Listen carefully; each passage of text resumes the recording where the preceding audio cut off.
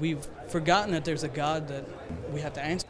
Dealing with people who reject truth. I'm wondering in my mind why life is so difficult for me. 340 million people who are suffering. Real stories. Here's a man who's responsible for almost 7 billion people. Real issues. How much does peer pressure actually exist? And real views. Gangs exist at every level. This is Real Talk. Assalamu alaikum and welcome to Real Talk USA. Today we are going to be discussing identity. What is it? Culture, religion, ethnicity? Maybe all of the above. In a world that's coming closer and closer together with many different cultures, we see a large sum of identity being formed. Is this maybe a danger to individualism? These topics and more we will explore today on Real Talk. Allow me to introduce our panelists. We have Dr. Mansoor Qureshi, who is the president of the Ahmadiyya Muslim community here in Detroit. We have Mr. Adil Ahmed, who is a master's student over at the University of Michigan. And we have Mr. Omar Shahid, who is the president of the Ahmadiyya Muslim community over in Pittsburgh, Pennsylvania. Let's take a look at the word on the street before we continue on with our discussion. Welcome to America, the land of immigrants. People have been coming to this country for generations from every different country and religious and social background, but all blending together to create this truly unique American society that we see today.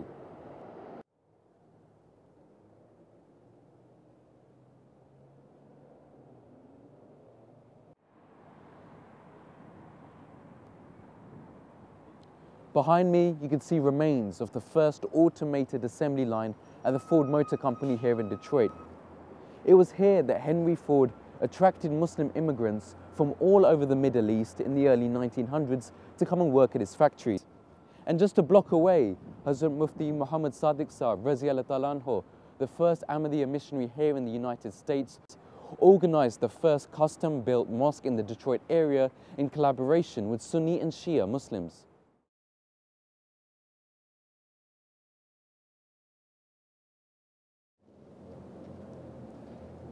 Seeing that these Muslim immigrants were losing their Islamic identity, Mufti Saab gave a number of points as advice to his brothers.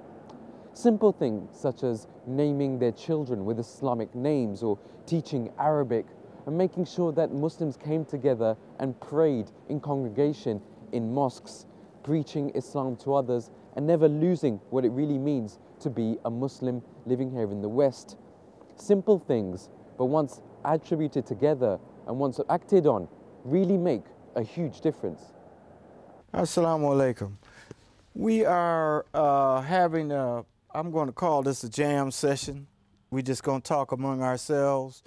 We're making a contribution to the Real Talk MTA television program. And before I get going too far into the program, I would like for you to introduce yourselves. Say who you are, what Jamaat you belong to, and then we'll pick up with the regular programming. So, brother, why don't we start with you? Assalamu alaikum. My name is Usman Villegas. I belong to the Chicago West chapter, and I've been an Ahmadi for a little bit over a year. Okay, alhamdulillah. My name is El Hajj Zul Wakar Yaqub. I accepted Ahmadiyyat in 1969. I'm a member of the Milwaukee Jamaat presently.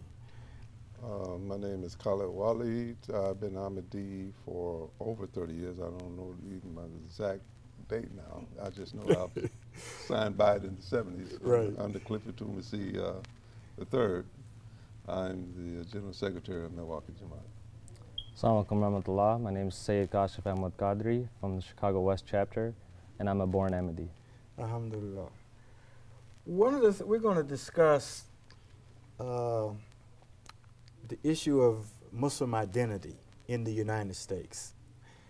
And I kind of want to give you a little bit of a background here, and that is, as you know, our first missionary that came here, one of the communities that he helped organize was the Syrian community in Detroit, Michigan. So he found among them there was a certain condition. They had beginning to lose their identity. So he gave them 7 points that he wanted them to be able to focus on, and we're going to talk about each one of those points and I'm going to read the point, then we can have some discussion.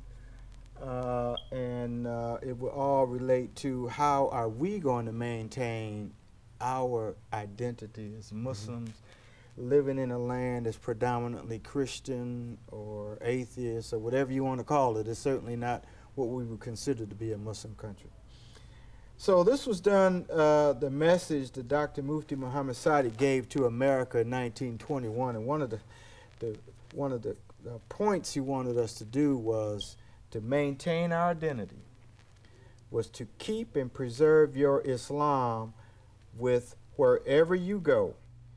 Quote, keep your faith always above the world, end of quote. Khalid Walid, Al-Hajj Khalid Walid, he's been an Ahmadi as long as I can remember. So you got to tell us, what do you do to keep your faith always above the world? For number one, you have to be truthful with yourself, and one of your key components is you got to become active. If you say you're going to be a Muslim, you got to live the life of a Muslim, but yet it doesn't mean that you just sit down and just say I'm Muslim. You got to become active as far as one aspect of it is, and really it's a learning process, but we're fortunate that we have Khilafat, and Khilafat is like the guiding light. So in other words, Khilafat tell her, look, brother, you just can't sit home. You got to go out to bleed. You got to dialogue. You got to meet the challenges of the world. So the first thing you do is, might as well get it over with when you first started. Do not hide your identity. People should know that you're a Muslim. One of the things that, if you see myself, one of the things I've done since I became Muslim, I always had something over my head. I always had a kufi on. Yeah. They would never hardly see me with it. Even on my job, I always kept my hair covered. Right. They identified me that way. Also, when I started wearing my beard, from then on I had my beard. In other words, as time goes, people identify me as one thing, as being a Muslim. They can't determine whether I'm Nation of Islam, a Sunni at first, if they don't get to know me and have discussions. Right. But the fact of it is, first, I established myself as being a Muslim and live a life of a Muslim. By living the life of a Muslim, people start watching you, especially your family people, to see if you're hypocritical or not. So, and sometimes you can be hypocritical and not even realize it. That's why you need that guiding light from the Caliph. That's why you have other people around you. You have to stay with the company of the righteous. The old group that I used to hang with, I had to leave them alone. And family members that I was close with, don't mean that I was really separating from my family, but if they live in a certain lifestyle, I had to make that adjustment as well, you know. So I had to try to become an example of Islam, as well as try to say that I am a Muslim, trying to live up to the faith as best I can. This brings us into the second question, and that is about your name, your Muslim name, right?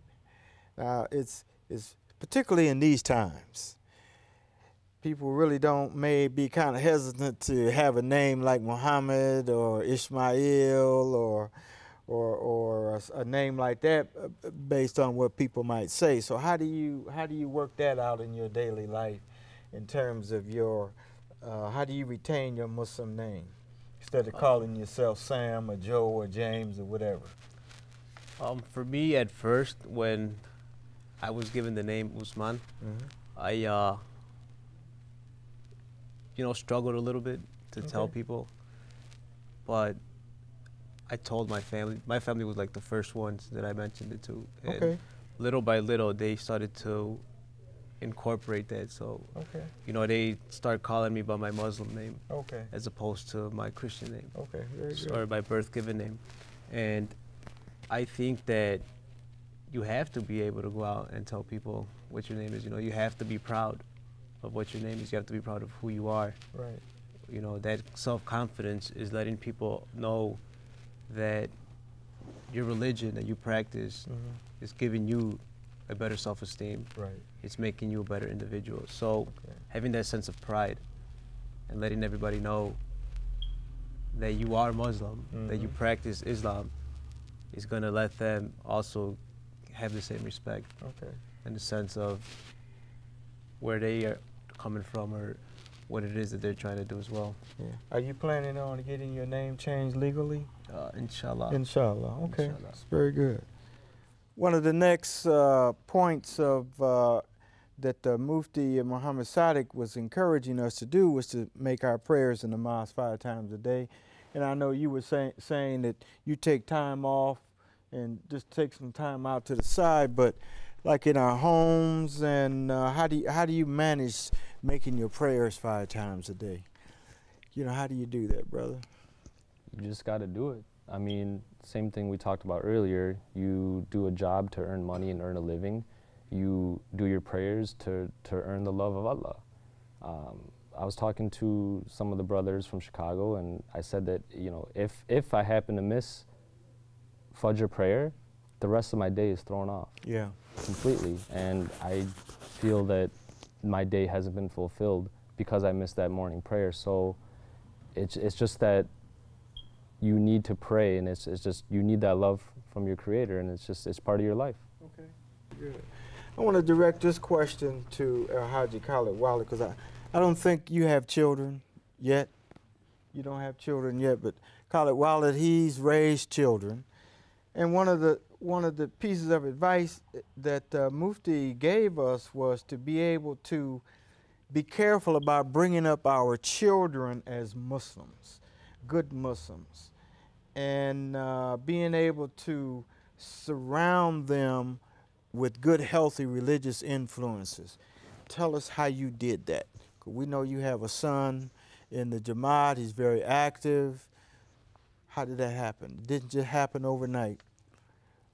Yeah, well, you have to teach your children the basic fundamentals of Islam, as far as prayer, learn his prayer, and also as your child is growing, you definitely have to try to make them active as young as possible. Okay.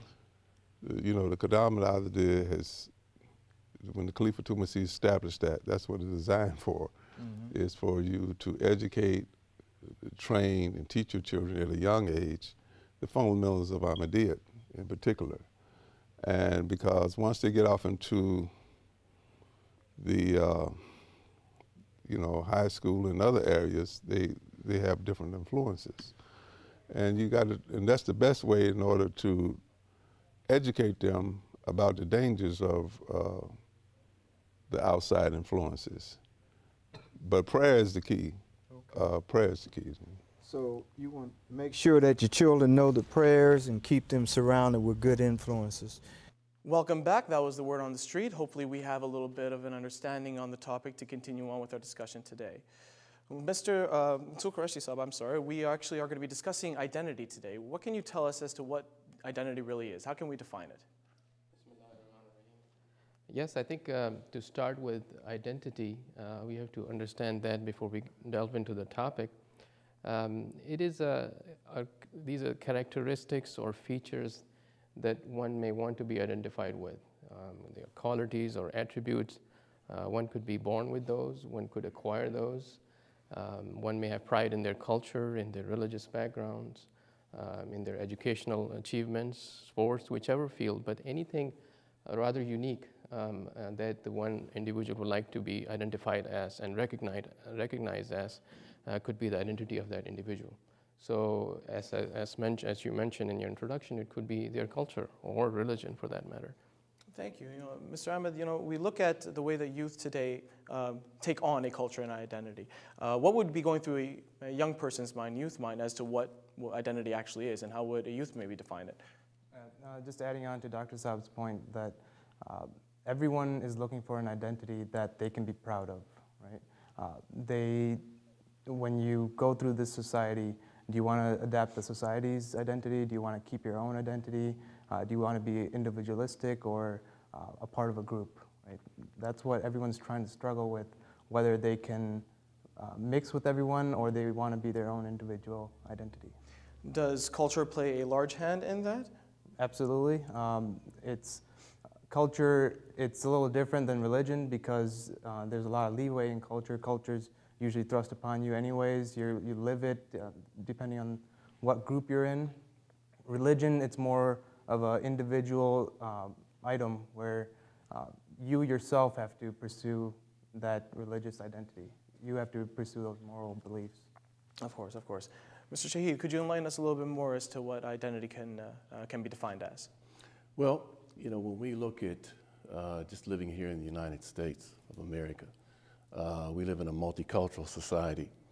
And depending upon what religion that you practice, it really defines how you feel about identity. You may want to separate yourselves from other people because of these particular religious beliefs that you have, which is common among here in the United States with all the freedoms that exist in this country. But we know in being Muslim, our identity is with Almighty God, and it doesn't matter what nationality you are. We're required to be obedient to Him and also to follow the Master Prophet Muhammad, sallallahu alaihi wasallam. So our identity and our purpose for being here is to worship Allah, be obedient to Him, follow the example of the Holy Prophet Muhammad, sallallahu alaihi wasallam, no matter what nationality you are, and hopefully our practice and our in what we do in accordance to the Sunnah of the Holy Prophet Muhammad, peace and blessing of Allah be upon him. We're trying to create a society of one where all of us are worshiping Allah. So would you define identity specifically, or should we define identity specifically towards religion itself? Is it possible to have a mixture of culture and society background mixed in along with it? Well, we shouldn't define it as culture. We should define it as being obedient to God, you know, and following in the footsteps of the Holy Prophet Muhammad, sallallahu alaihi wasallam. This is the culture. You know, it was the culture that God gave all of mankind. So this is the culture that we want to permeate with society and humanity. That's actually very interesting. Do we have any comments from the audience or any questions that can, in your own instances, how you would define identity or culture in any way?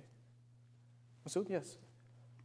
Like we're all right here. We individually, each one of us have our own identity, but right now we have one common identity. We're all Ahmadi Muslims, and it's the same thing. If we're amongst Muslims, we're all followers of Holy Prophet Muhammad sallallahu alaihi wasallam, and in our Jamaat, we're followers of Muhammad sallallahu alaihi wasallam and Promised Messiah.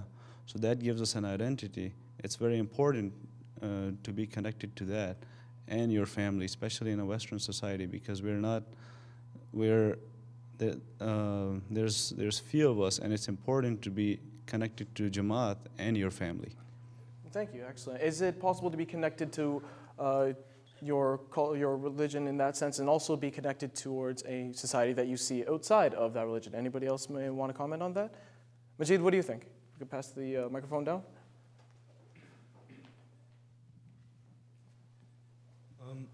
It is important to be connected with your Jamaat. I think that plays a big role in your identity, because the more you come to Jamaat, the more you participate in the activities of the Jamaat, it keeps you away from, going astray and following the Western society and what they do.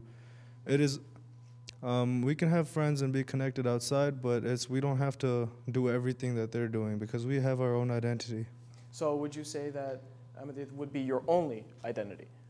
No, it won't, because Ahmadiyyat is my identity and my culture and my, where I'm from. It's like, our family background, that's my identity as well. And it's different identities within identities that separate us from one another. Of course, thank you. Back to the panel. Yes, of course, please. Well, I just had a point. We all have nationalities.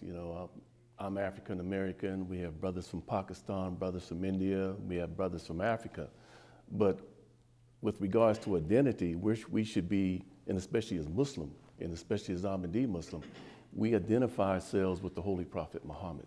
Peace and blessings on him. So he's the identity that we identify ourselves with. And hopefully the goal of Allah is for us to create a society, an international community that identifies themselves with Him also.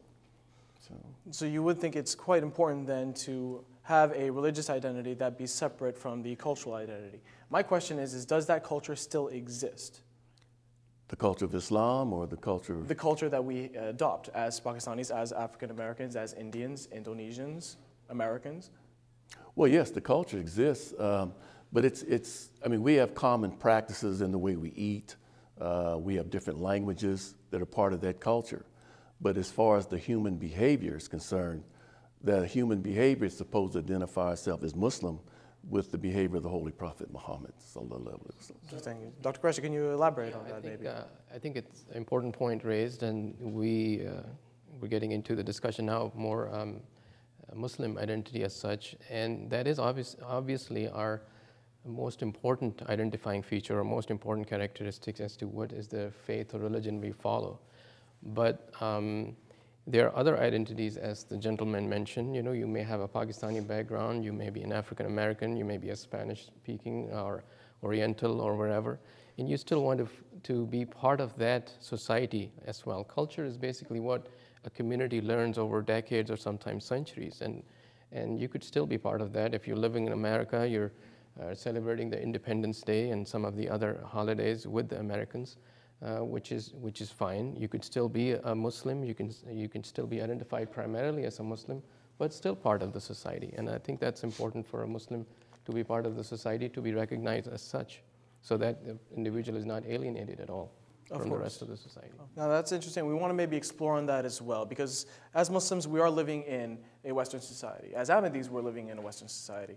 We've defined identity, can we maybe define what the Western society is and what the Western identity is? Dr. Qureshi? So Western society is multicultural, multi-religious society, and it has again evolved as a culture over centuries now. And what we see, the facts are that the society is moving away from the religious values, whichever religion that may be. They're afraid to talk about that. They're evolving away from morality as such. You know, you can't really talk about morality and sitting in a classroom, people will laugh at you.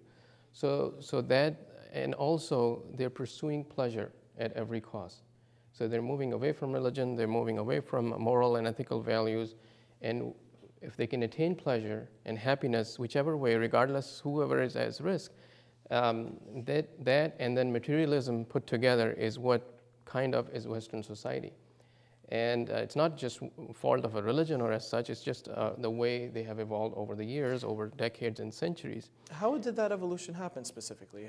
Well, it's a matter of time when as a religion came along, maybe Christianity or Jewish and others, they gave them the religion provided code of conduct or ways to live their lives, but as they moved away from the sources, those religious values were lost. And then in the struggle, socioeconomic struggle, they adapted whichever way suited them best in that socioeconomic struggle. So not everything is bad in the society. You can learn, they have a lot of good qualities and attributes. But again, the materialistic aspect of the society is which may come at odds with the religious identity or Islamic identity when we move into the society, and we have to be careful about it. Jazakallah. Adil, you, like going back to the youth and going back to University of Michigan as a student, how have you viewed the Western society of what it actually is and what the identity of the Western society is?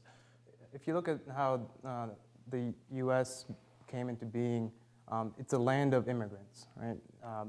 All our forefathers, people who are living here, their forefathers, came here to seeking freedom, seeking this open society. And this whole society is built on the diversity of everyone.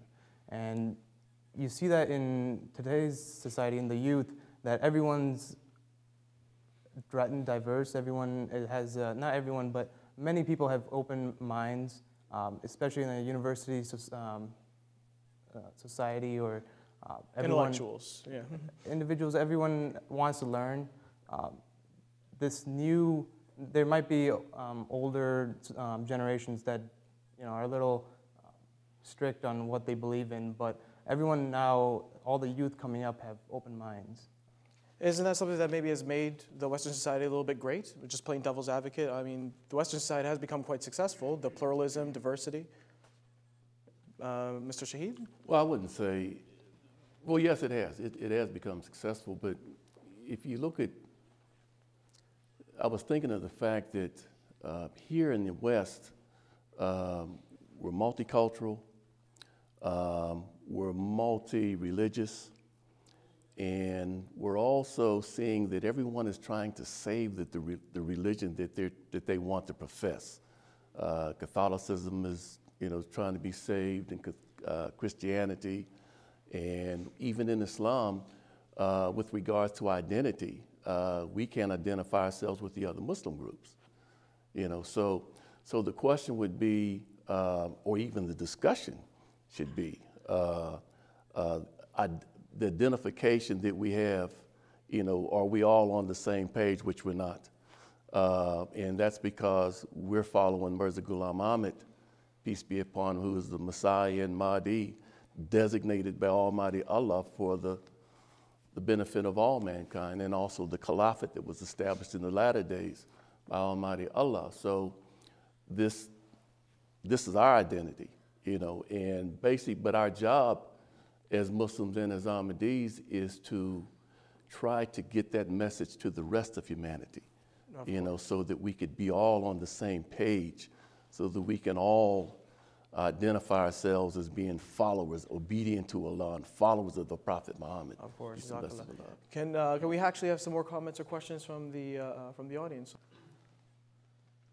Well, you mentioned earlier that the Western society has become quite successful. I mean, I would dispute that to an extent, because materialistically, the Western society may have become very successful, but morally and just the way people act, the Western society has been being degraded constantly throughout the years. Could you give an example? Alcoholism, drug use has been rampant throughout the years. The marriage success rate has been declining over the years. And just overall, people have been pursuing pleasure instead of pursuing moral good works and religion. To play a little bit of devil's advocate once again, wouldn't it be safe to say we can say the same issues occur in the Eastern society? What would make the Eastern society and Western different in that type of sense? Well, the Eastern society is also pursuing materialistic gains. If you look at Pakistan, if you look at India, if you look anywhere around the world, everyone's trying to pursue this ideal of having materialistic wealth. So how can we then, as Muslims, live in this type of Western society? How can we actually make it a little bit better? Anybody else?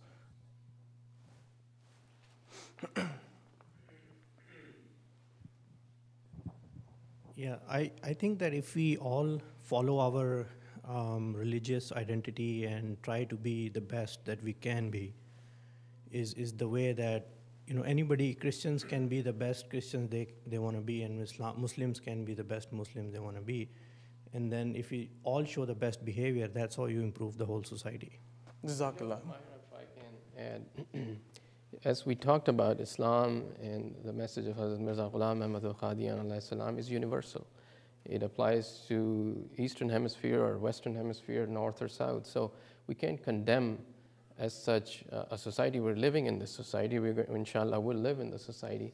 Our job is to identify the good and the bad and adapt happily the good, appreciate it, recognize it, and leave what is bad or evil that goes against our teaching and guidance. So there may be problems in the Eastern society, there may be problems in the Western society, but it's important that you recognize the problems and the badness or evil, if you will. Could you give us some examples of some things we should maybe stray away from, and some things we can adopt within ourselves as well? Right, and I think the young man identified some of those. Anything that takes you away from, and Brother Shahid mentioned earlier, anything that will take you away from your connection with your Creator, from following the recommendations of your religion, you have to leave those. So it may be some societal evils, it may be drugs, alcohol, other problems that may come across, anything that takes you away from your worship obligations, you have to leave them. So if you stick to the principles and facts that have been taught to you through your religion, you will automatically be able to get rid of some of the problems that may be in the society. Again, it may be Eastern or Western. Of course. So again, we can't, living in the Western society, we can't just condemn it altogether, but try and adapt the goodness of the society and leave what is evil or bad. Jazakallah. Adil, I'm curious, when it comes to youth growing up in today's society, the youth kind of have this idea of an American dream. They want to associate themselves with their friends who will be Westerners, will be Christians, who maybe be Jewish or different other walks of life. How difficult is it for a Muslim to live in that type of society and still maintain their Muslim identity? So as you're growing up, you deal with a bunch of tests, right? You go through your life. In the beginning, those tests are easy. As a child, you're told don't eat pork, right? That's an easy test to go when you go to school. Don't eat pepperoni pizza, right? As you get to middle school, you start getting harder and harder tests, right?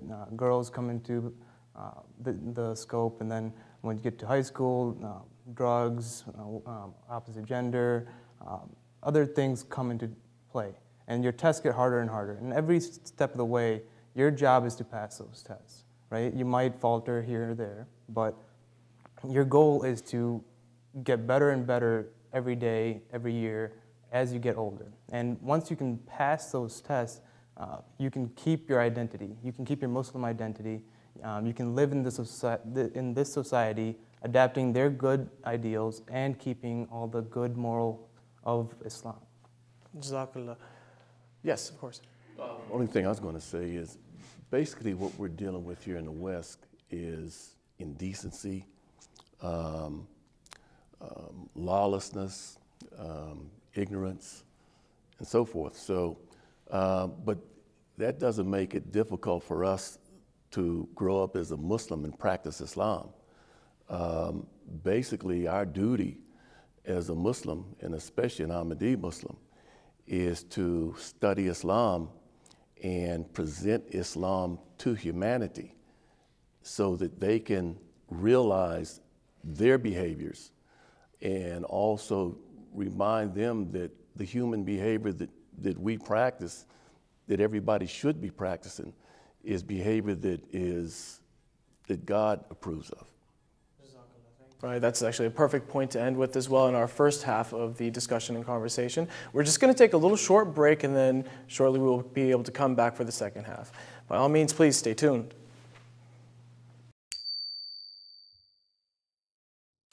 Another milestone in the history of MTA. Another sign fulfilling the prophecy revealed to the promised Messiah alayhi salam. I shall cause thy message to reach the corners of the earth. By the sheer grace of Allah, MTA's broadcast can now be seen on your mobile phone anytime, anywhere in the world. Watch MTA International wherever you are with our new mobile streaming service. Simply visit www.mta.tv on your iPad, iPhone, BlackBerry or Android device and choose the stream of your choice.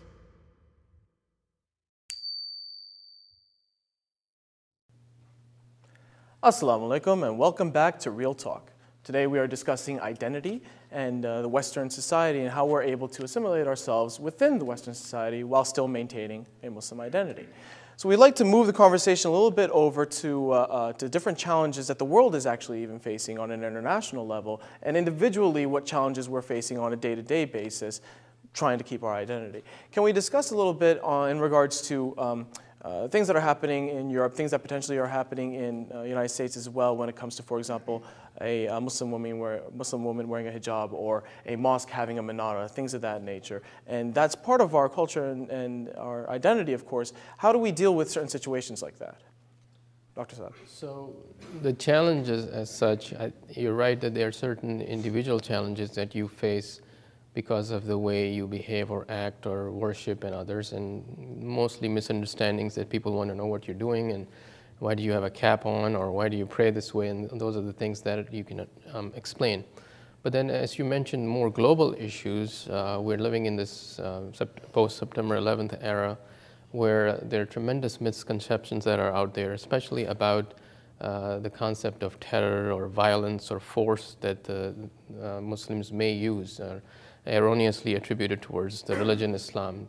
So I think that's the biggest challenge that we are facing, to explain to people that what Islam stands for, the peace and the submission and the love for all, that we have to explain, and it's nothing to do with the hatred or violence or terrorism that the rest of the world is understanding.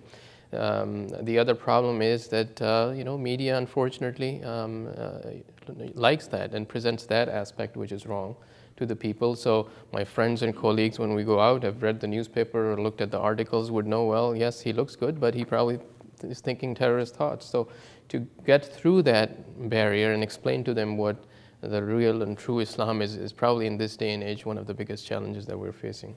So keeping that identity topic in mind, of course, Adil, what do you think that with these challenges, how do we still maintain our identity while still being able to converse with others in that type of manner and say, hey, this is not what we actually do, this is not what we believe, or there's nothing wrong with there being a minara, nothing wrong with a woman wearing a hijab. How exactly do you have that type of conversation with that type of challenge in mind?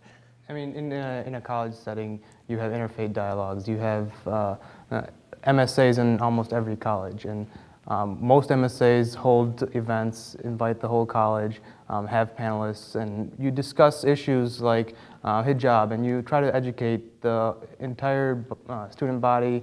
You try to educate your colleagues on what does it mean to wear a hijab? What does it mean that we pray 5 times a day? What does it mean that we don't indulge in alcohol or other activities?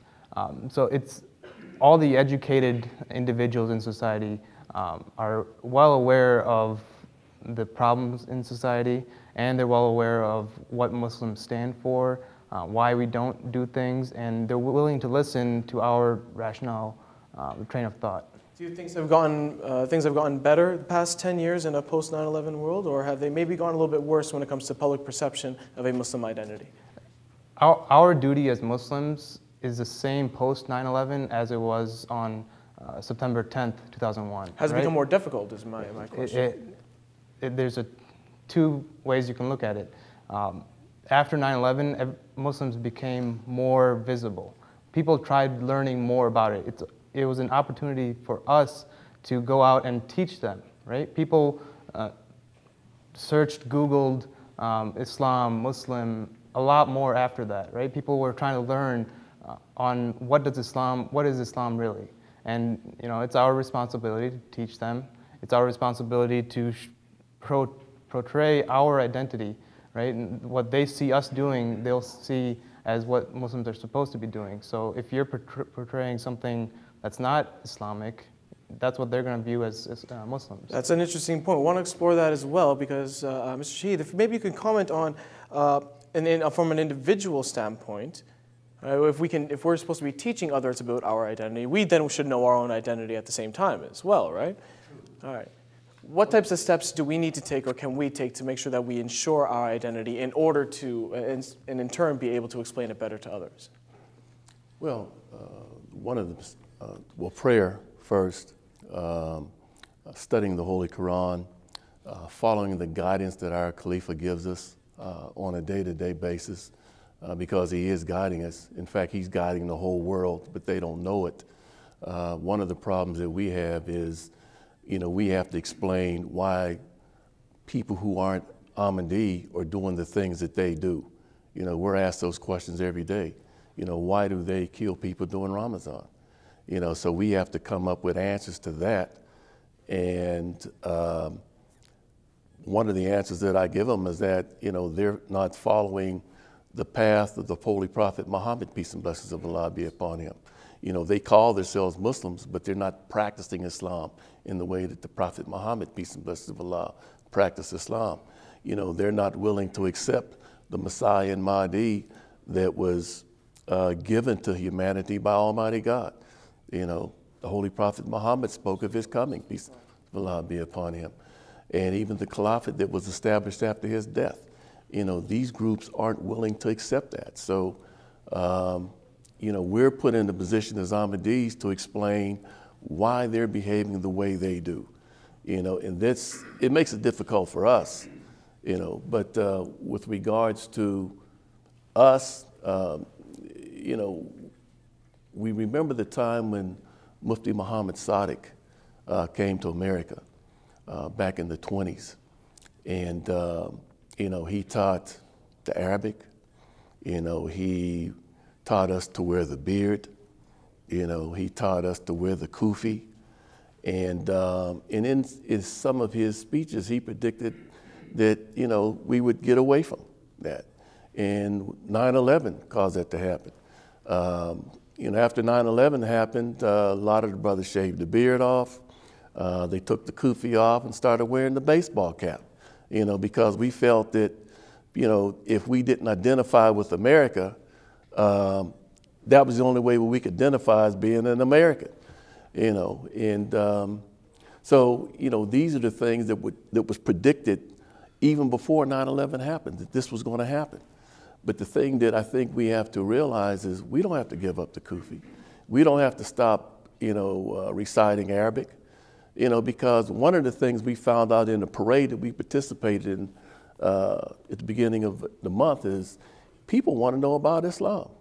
You know, even in the midst of the bad behavior and the things that are going on in other countries, there are people that really want to know, what is Islam about? And one of the reasons why they want to know is because they're not getting the answers from the Bible. They're not getting the answers from the pastors. So we have to keep that in mind when we start talking about identity. You know, we've been brought here and selected by Almighty Allah to be the teachers of humanity. You know, let's go over into the audience. So what specific kinds of things can we do on a day-to-day basis to help ensure our Muslim identity? Yes, young gentleman over here. Why don't we pass the microphone down, please? Well, I also have a question as well about identity. Should identity allow another person to judge someone by their identity?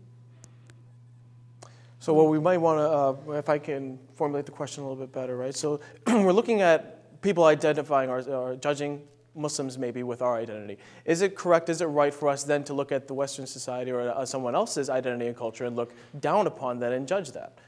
If we maybe answer that quickly before moving on for the gentleman. Well, that's basically the peer pressure that the children are up against these days in going to school and going to college and so forth.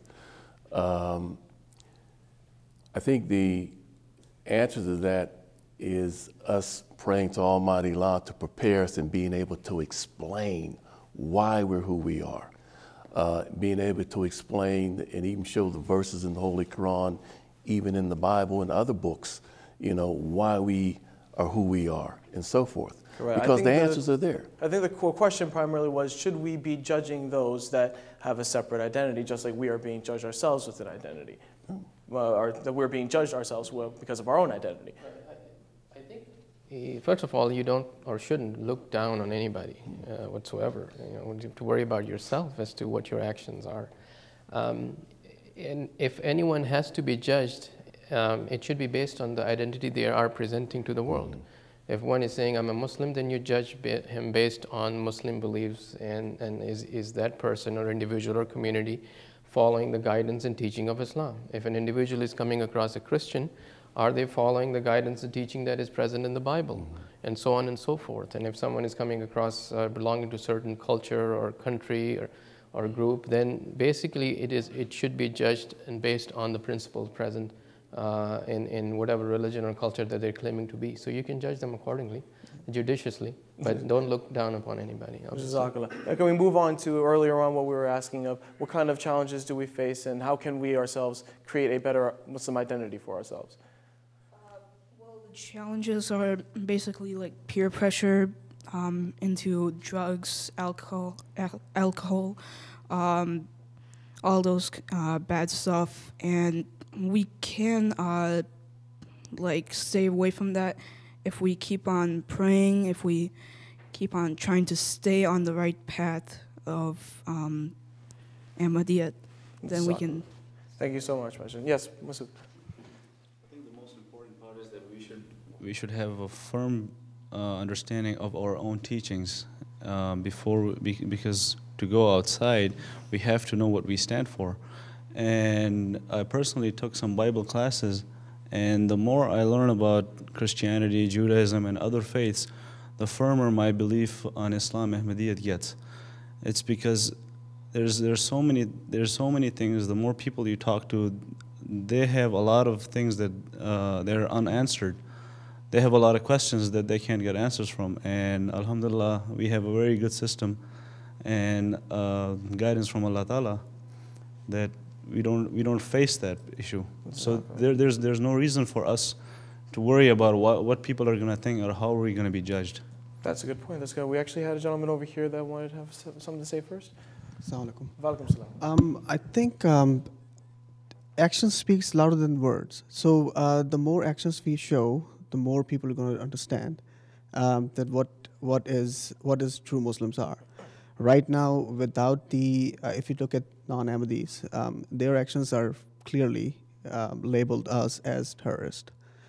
So we need to get out of those labels by showing, what our true Muslims are. So those actions basically defines our identity as we go on from this point on.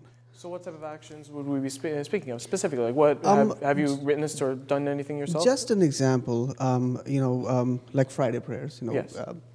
In my work area, I basically just booked that time for my prayer time. I don't book any meetings around that time, no lunch breaks, nothing.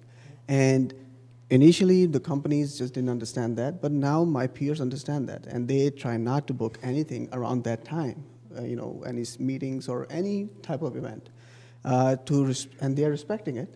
That I go to mosque and I pray and do community services. Exactly. So the more actions you show, this Western culture they wanted to learn.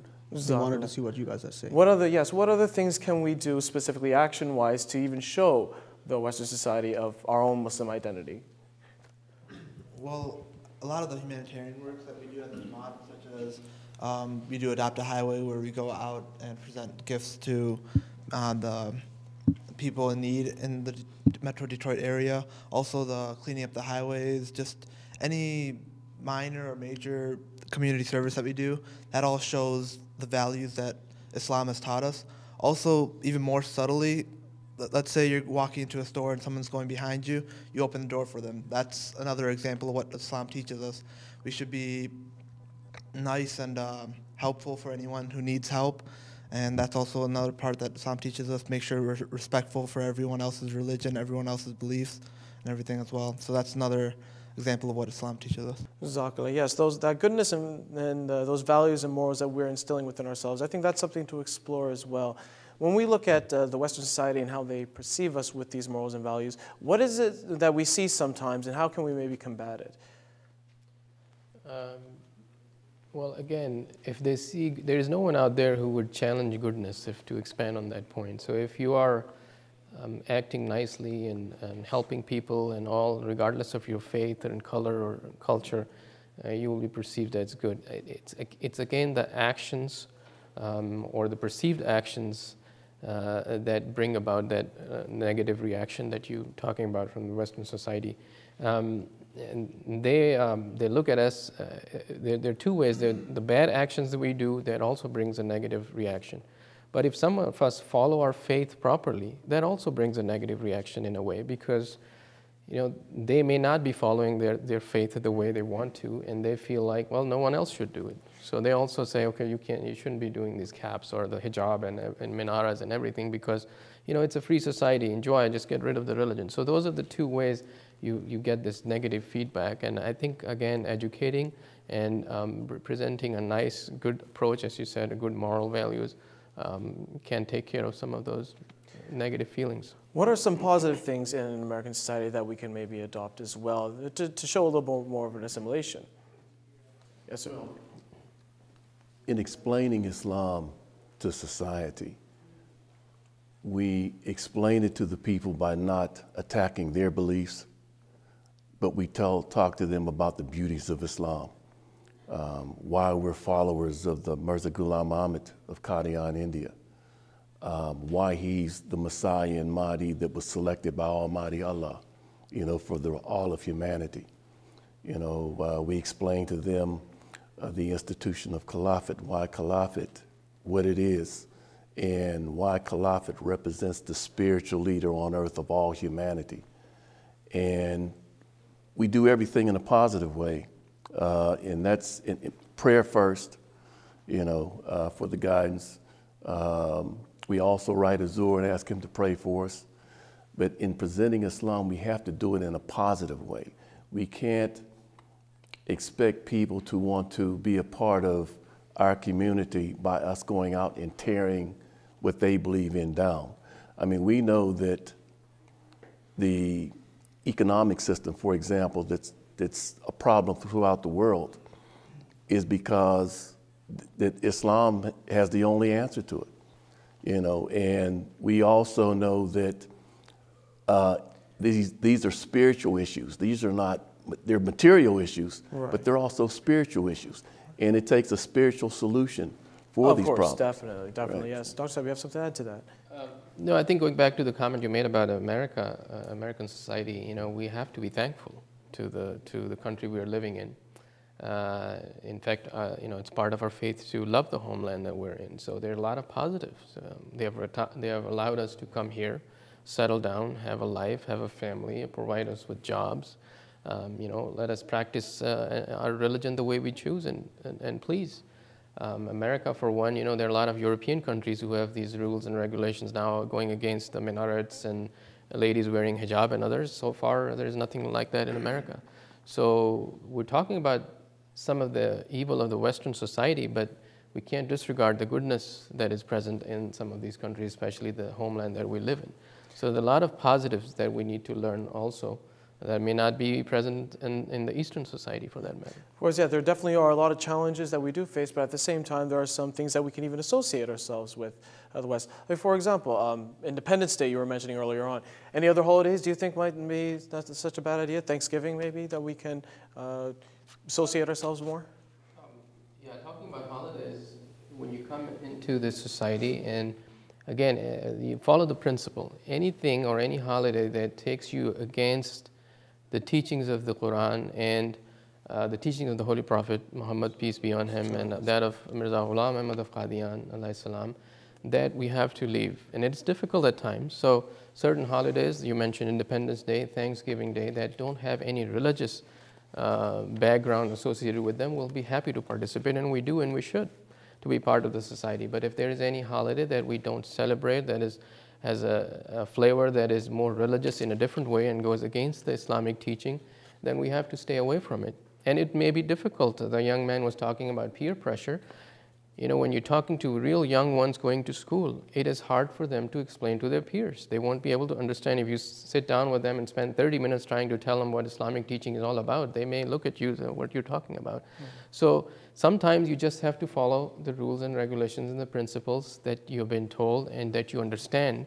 And then as time goes on, when you grow older, your friends become smarter, you're able to tell them as to why, what is the basics of or basis of why we do things the way we do. So that is the time to really, stick to your values, come to the congregation or Jamaat that you belong to, learn from your elders, learn from the religion yourself, so that you can impart that knowledge to your friends and colleagues. So yes, absolutely, we should be part of the society as long as it doesn't take us away from our core religious beliefs. Now, how much of a Muslim society, or excuse me, a Muslim identity do we still need to instill in ourselves? It almost seems like we want to continue having this type of discussion because it looks as though we need to be reminded of it. What are some things we still need to work on to maintain our Muslim identity ourselves? Do you think? Adil? Well, it's, 5 times a day, prayers. It's basically following the teachings of Islam. How do you conduct yourself in front of your peers, in front of your colleagues? You show a good example to everyone on how a Muslim should behave, right? And that changes people's mindsets on who Muslims are. Dr. Saab, can you add on that? Again, I think Adil made the point individually and again as a society or community level. So if you have to educate, you go and participate in the interfaith sessions, you go to the churches. If you invite them to your mosque, you need to participate with their activities, sit with them, learn from them, and then as they get more comfortable with you, then you'll be able to educate them and the values and the teachings and the principles of your belief, why you believe in them. So I think it acts at both the individual level and the community level, and there are a lot of efforts. As you know, we as a community, just recently we went outside door to door and conducted these huge campaigns, the Muslims for Life, the Muslims for Peace, Muslims for Loyalty, to tell people what we stand for. And when you do that, there may be some oppositions, but by and large, most people receive them happily, and then they are able to have a better understanding of the religion. Okay, well, we are coming down to the time limit, so I was hoping that each one of our panelists could give a basic overview of what we would need to do and what we have learned today. Obviously, we want to have some type of solution. We want to have a common solution. We want to go forward from here. We want to be practical. What is the one basic thing that you can tell our viewers, you could tell the audience, what we can do, what we need to do in order to get true, actual results when it comes to this issue of keeping a Muslim identity? Yes, please, Mr. Shaheen. More congregational prayer, and in the home, in the mosque, and that helps to unify us and solidify us into one spiritual group dedicated to the cause. Peer pressure is always going to be there, and but at the same time, the more we're educated, the more we've dedicated ourselves, to prayer and praying to Allah and writing Hazur, and even communicating with Him a lot of the issues that we have. I write Hazur, and usually 3 to 4 weeks we get a letter back from him, but these are things we have to do because we're basically trying to grow our community, and so it's prayer first. I'd say write Hazur, congregational prayer in the home, congregational prayer at the mosque, attending Jummah as often as possible with regards to us, and so forth. Jazakallah. Thank you. Mr. Ahmed, Adil? I'll echo those comments, and one thing we lightly touched on is the idea of an American dream, right? Only recently, past couple of decades, has this American dream become a relentless pursuit of pleasure, of materialistic items, right? But if you look at the original idea of an American dream, it was to come to America, to have freedom, to work hard, to get an education, and become a success. And those are all the same ideas that Islam has. Work hard, get an education, become successful, and then give back to society. And incorporate the Muslim ideals into that society. Jazakallah. Thank you. Dr. Saab. Yes, I'd like to add again and expand that we all need to learn who we are and what we stand for. And don't ever underestimate what Islam and our religion is. Allah Ta'ala has given religion to mankind from the beginning, but ultimately gave this beautiful final code of conduct, a religion which is Islam. So learn the beauties of it, learn the goodness associated with it, and take pride in what you stand for. So when you feel that you have the best with you, you're following the best code of conduct, you're following the best religion, then there shouldn't be any peer pressure. And go out and stand tall and practice as a Muslim in whichever society you may be. Jazakallah. Thank you so much. Thank you for our panel, for your ideals, for teaching us about this issue more. We appreciate it very much. Thank you to our audience as well for the input that you have given in as well. And thank you to the viewers for joining in. This is a subject that obviously that we still want to continue, we still want to discuss and learn from. We want to make sure we do keep our own identity, and everybody else, we can all help each other in our own community to do so.